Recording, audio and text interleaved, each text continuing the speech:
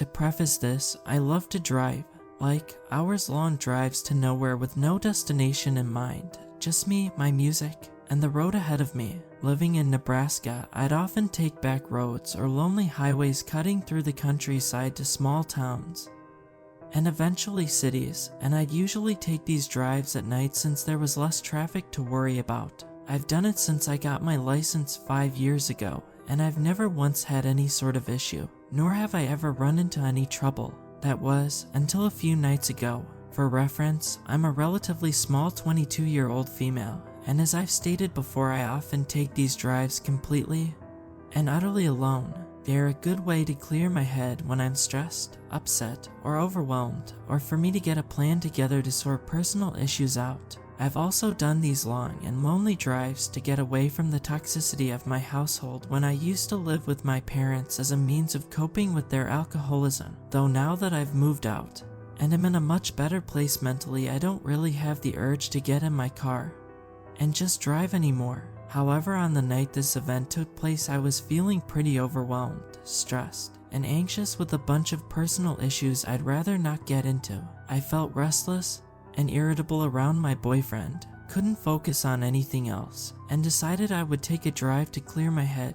My boyfriend was understanding and told me to be careful and to not be gone for too terribly long since it was getting pretty late. I agreed, gave him a kiss goodbye, and left. I drove around our city for about 30 minutes, but I was still feeling on edge about everything transpiring in my personal life, so I decided to drive further north down those familiar, dark, winding one-lane highways. I kept the car at a steady 65 miles per hour, taking the turns at a slower pace in case a deer jumped out around the bend, and was just admiring the vast empty darkness of the snow-capped fields and barren trees. It was honestly a bit creepy being all alone with no cars in sight in seemingly the middle of nowhere, the few houses miles back from the road lightless, and the dead cornfields withered away and covered in the snow. It was like something out of a horror movie, and I half expected to see a ghost pop up in my rear view mirror,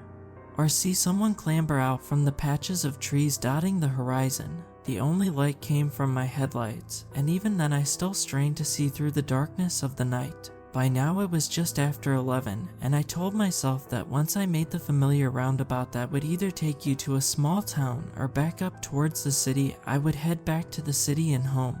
That roundabout was still maybe 15 or 25 minutes away, but other than my imagination picturing the worst, I wasn't really all that concerned. I mean, I was by myself. I didn't have any other motorists to worry about, right? Wrong.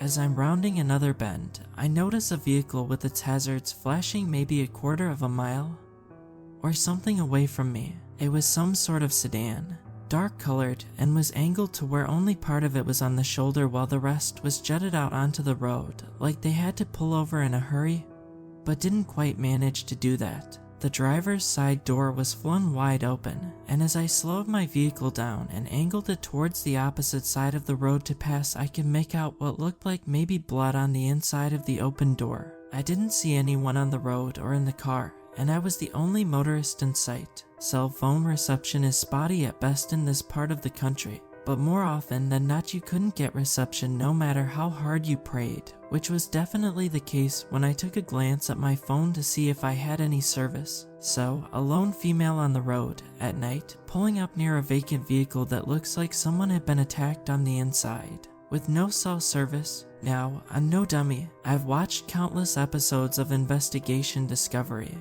and Criminal Minds, and read far too many true crime books to know that this had bad and danger written all over it. But there was still a small part of me that worried something terrible had happened to whoever was in that vehicle, and I thought I needed to help. These roads don't get a lot of traffic late at night, and temperatures were well below freezing. If someone were hurt or in trouble, there was no one and nothing else to help them but me. Still, I stayed on the side of caution. I was still driving my car, though a bit more slowly, and as I approached the vehicle I rolled down my passenger window a bit, shut off the music, and called out, "Hey, anyone there? Are you okay?" I didn't hear a response. I worried they were passed out somewhere, but I wasn't about to get out and look for them. I told myself I'd call out one last time, and if I didn't hear anything I would leave, and the moment there was reception I'd call it in. And if I did hear someone, well, I'd figure out my next course of action then. So again I shout, "Hey, what happened? Are you okay?" There was silence for a beat, and then I heard rustling in the shadows of the trees, followed by a gruff voice saying, "Yeah." I was relieved at first, and was about to say something in response, or possibly even stop my car and get out, when I noticed three things nearly simultaneously. As I inched my way past the front of the sedan, I noticed there was no damage to the hood or anywhere else on the vehicle, which I found to be strange considering the blood on the inside of the door. In my rear view mirror, I caught a glance of someone coming out from behind the sedan, and they were making their way towards my car, fast. The person did not have any blood on them or appeared injured in any way. Wearing a mask, not like a face mask for COVID or a ski mask or anything normal, but one of those masks you would see in the Purge movies, and they were holding something in their hand. I don't know what it was, I couldn't get a good look, but from its length and shape my guess was maybe a tire iron or a crowbar or something. I don't need to tell you that I slammed on the gas the moment I noticed those things and drove like a bat straight out of hell, my heart thundering in my chest and my entire body shaking. My window was still rolled down in my haste, and the music was still shut off so I could very clearly hear someone, definitely a man, shouting at me, though I had no clue what they were saying. I just knew I had to get out of there immediately. I stole one last look in my rear view mirror as I drove away, mostly to see if they were getting in their sedan to follow, chase me, or if they had stopped. The man with the weapon was still standing in the middle of the road watching me, and right before I looked away from the mirror I saw a second man emerge from the trees that had been rustling earlier, also wearing one of those creepy masks, and no trace of blood on him. I probably broke every law for speeding that night, but I wanted to get as far away from those men as possible. As soon as I made it to the roundabout, I turned towards town, parked in the Walmart parking lot that thankfully still had cars from who I assumed were workers closing up shop, and proceeded to have a full-on meltdown. When I could pull myself together, I called one of my friends, T, who was a police officer, to tell him what happened and what I should do. He was concerned for me, and after asking if I was okay, where I was, or if they followed me, he told me since it was out of city limits he couldn't do much on his side, but he could get in contact with the local police in that jurisdiction to take my statement and check it out. I agreed, thanked him, and while I waited for police to show up I called my boyfriend. Through my hysterical sobs and panic I managed to tell him what happened not even 10 or so minutes ago. He was, as you could imagine, super freaked for my safety and wanted me to either come home immediately or drive down himself to take me home. I told him the police were on their way to take my statement so I couldn't leave, and that I was okay, but I stayed on the phone with him until I saw the familiar police cruisers pulling into the lot. I gave the police my statement, and they assured me they would go back to the spot I told them the sedan had been to take a look, and that they would try to catch the guys who did it. Though with no cameras and no description of the men, I wasn't sure they'd be able to. I didn't even get the license plate number, though at the time of my panic the thought never came to mind until the police were asking if I got it. All they had to go off of was a dark colored sedan and two guys with masks. After I gave my statement, I went home and stayed curled up close to my boyfriend the whole night, listening to every sound the house made in fear it would be those guys arriving any minute to finish whatever it was they started. Since the incident, I haven't heard back from police about whether or not they have any leads, and I'm not sure they ever will. I'm just thankful I'm still here, and that I didn't stop my car or get out. I'm not sure what would have become of me if I had. I still have so many questions that have no answers. What were they doing? Why? Was that blood on the inside of the car, or just a ruse to get more attention? If it was really blood, did they hurt someone else? What would have happened to me if I had stopped my car? Needless to say, I won't be going on any more late night drives to anywhere, and I hope I never cross paths with those freaks again.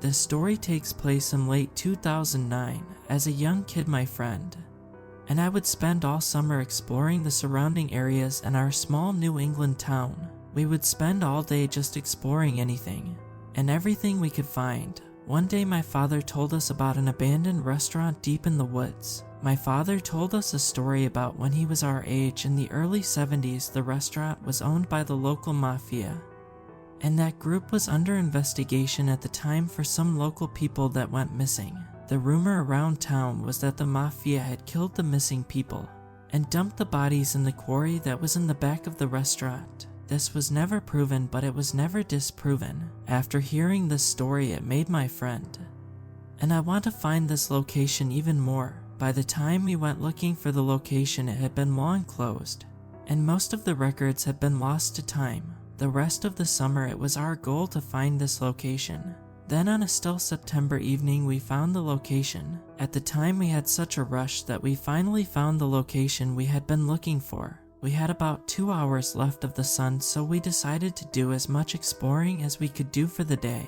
We started to walk around the outside of the area, which had been almost fully taken by nature. When we finally got to the main building, it was still in decent shape for being unused for 20 plus years. After a little while exploring the outside of the building, we found a way in the building through a broken door. We took out our old flip phones and used the screens as a small light. At this point, we had about an hour of sunlight left, and it was soon to be dark, so we walked around the upper part of the restaurant. And all of a sudden we heard a noise that broke the quiet still air. I looked at my friend, and in a low voice I asked him if he heard that. He shook his head and mouthed the word yes. At this point we thought it was just an animal, so we kept exploring. We finally got to the lower part of the restaurant, and as we talked down the steps we heard another noise much like the first one we heard. At this point my friend was freaking out and was pulling on my arm to head out of the building. Right as I turned my head to look at him, I caught a black object that darted from one side of the hall to the other. At this point I was freaked out and wanted to get the hell out of that place as fast as I could. At this point we are hauling ass up the steps and running as fast as we can to the broken door. At this point the sun had mostly fell behind the trees. As we made it out of the building, I swear we didn't stop running for what felt like miles. And when we felt we had gotten far enough away, we stopped. Gasping for breath, we turned and looked at each other, and he had that look in his eyes that said it all. We had no idea if what we saw was real or just made up in our mind. We walked back to my house. By the time we got back, it was about 9 p.m. We talked about what we saw and made a plan to head back the next day during the morning and see if we can find out if what we saw was real or not. The next morning, my friend and I made the hour or so walk back to the building. The first thing we did when we got back was go and look in the area we had been the night before. We entered the building as quiet as we could. We got to the lower part of the building and looked in the area where I saw the black figure. We went into the room I had seen the black mass, and on the floor it was a mess of old bedding and nasty looking shirts and pants, but no person. After seeing this, we felt very unnerved and wanted to leave the area. We left the building and decided to try and find the quarry my dad had told us about. It took about 10 minutes to find, but we did. We wanted to walk around the outside of the huge rock face. We got about halfway around the huge circle when we heard some sounds that sounded like heavy footsteps no more than 20 feet away from us. Before we could figure out what was happening, a huge nasty looking man in his late 40s with long light colored hair jumped out and tackled my friend. I then started to kick and punch the man, trying to get him off of my friend. After what felt like an eternity, the man got up and pulled out a large hunting knife from his pants. In this moment, the man was going for the knife. I pulled my friend up and we ran as fast as we could to get away from the old man. We sprinted as fast as we did the night before, but this time we knew what we saw was real. We got back to my house in about half the time it normally takes. When we got to my house, we locked the door and fell to the floor in scare and shocked mode. My friend wanted for me to call my dad and tell him what we just went through. At the time, I was scared and too shocked to do anything. We waited for both my parents to get home to tell them what took place today. We told them the story from the night before. After telling them the story, we could tell they didn't fully think what we told them was true. My friend and I went to my room and got upset that my parents didn't believe us. We tried to get over it and tried to move on. Later that night, my friend and I were sitting in the living room playing a video game at about 11 p.m. At this point, we had started to move on from the events of the day when all of a sudden we saw the backyard light turn on and we got scared and had a flashback to the events of the day. I built up the nerve to go to the back door and look outside. I noticed that my shed door was cracked open, and I knew for a fact we always keep the door shut. I ran up to my parents' room and shook my dad to get him up and see what was going on outside. Annoyed that I woke him up, he soon agreed and walked down and saw what we were talking about and wanted to take a look and see what was outside. He cracked the door and slowly walked to the shed. My dad got about 5 feet away from the shed when an older man ran out of the shed and ran into the woods in the back of my house. My dad ran to the house and told me to call the police. I did, and within 5 minutes the cops showed up. I had to tell my story of what took place at the abandoned building in the woods. After telling the cops what took place, they went to go look in the shed and found a large hunting knife on the floor.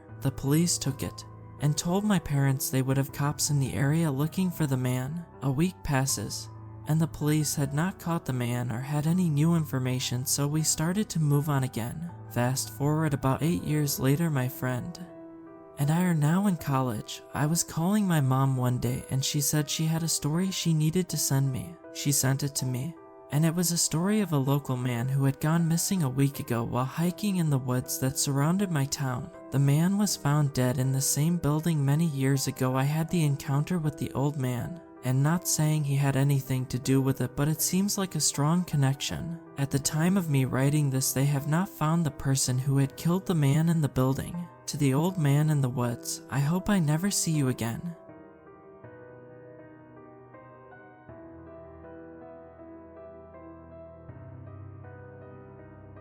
So this happened last year in Virginia, and is also the reason I never backpack alone anymore. I was taking summer courses at the time, and we ended up with a 3-day weekend in June, so I thought it was a great time to go explore some of the Virginian wilderness. I did a Google search, found a state park with a trail that looked nice, and let my roommate and family know the trail I was going to be on. When I got close to the park area, I saw a little outdoor shop where people hiking the Appalachian Trail stop.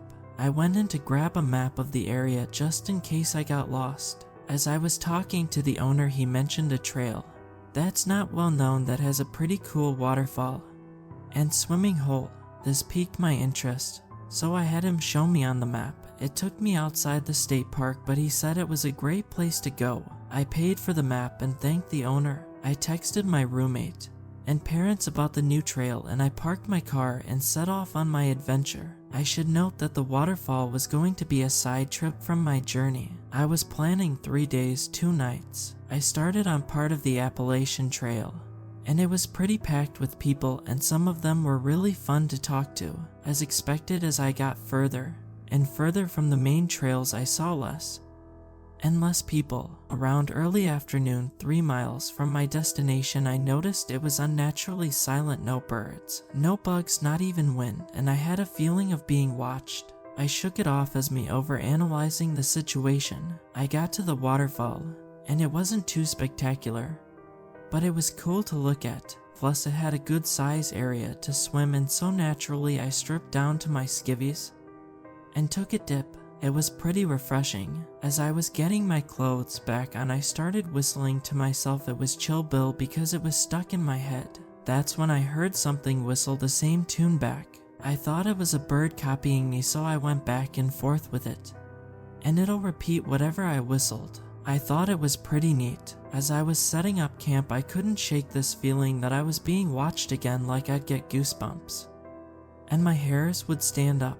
As night fell, I built a small fire and let my jet boil to make dinner. As I did this, I became hyper aware that again there was no sound, just deafening silence. Some part of my brain was telling me that I'm not safe and to leave. I ignored it and crawled into my tent with my flashlight and book. I went to sleep without incident. When I woke up the next morning, my site was trashed. My camp stool was nowhere to be found. My bear bag with my food was cut down and the contents were thrown across the site. My first thought was a crafty animal chewed through the rope and got at the bag, but I looked at the rope and it was cut with something very sharp. plus none of the food was even touched. I also noticed bare footprints all around my campsite. Keep in mind I'm at least 6 or 8 miles from a road. As I was looking at the mess, I heard a branch snap off in the distance. I turned to look in that direction. I saw nothing, but I heard that whistling again, my whistle from yesterday. But it was different, it sounded more sinister. It made my hair stand on end. And this is when I listened to my instincts to get the hell out. It sounded like it was a little off in the distance, so I packed up my camp as fast as I could. The whistling got closer as I finished stuffing the tent into my bag.